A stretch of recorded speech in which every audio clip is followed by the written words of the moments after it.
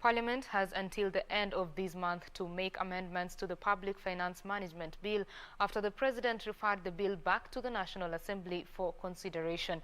In a memorandum to the Speaker of the National Assembly, the President expressed reservations on proposed amendments, arguing that they could lead to duplication of roles.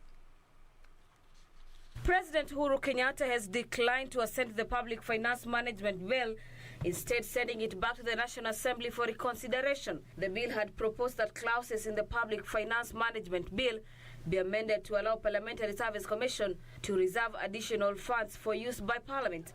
In a memorandum to the House, the President expressed reservation that the bill may have adverse impact on the principle of separation of power between the executive and the legislature. Fully accommodate his reservations, His Excellency the President recommends that the bill be amended to permit the establishment of other parliamentary funds, but limit the purpose of such funds to cater for parliamentary mortgage, parliamentary car loan, and the parliamentary catering fund, which indeed was the intention of the bill.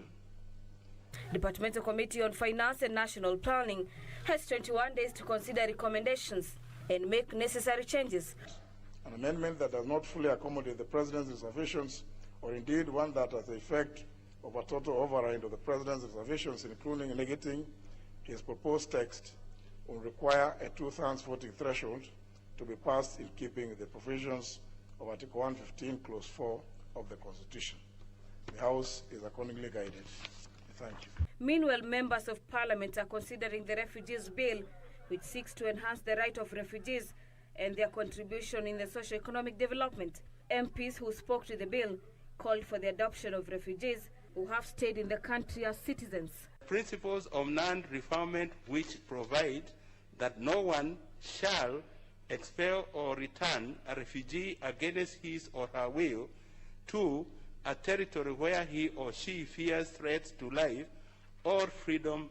And finally, refugee self-reliance, as provided for in clause 28 in bracket 4 of the bill. It states that refugees shall be enabled to contribute to the economic and social development of Kenya. We are also aware that even as we host them, some of the countries, neighboring countries where they come from, are also stabilizing, and for that reason, we also need to come up with a smooth way of enabling voluntary repatriation of these refugees, Madam Speaker. Following today's sitting, the National Assembly proceeds for a month recess, with the normal business of the House set to resume on 28th of July. For Channel 1 News, I'm Gladys Mungai.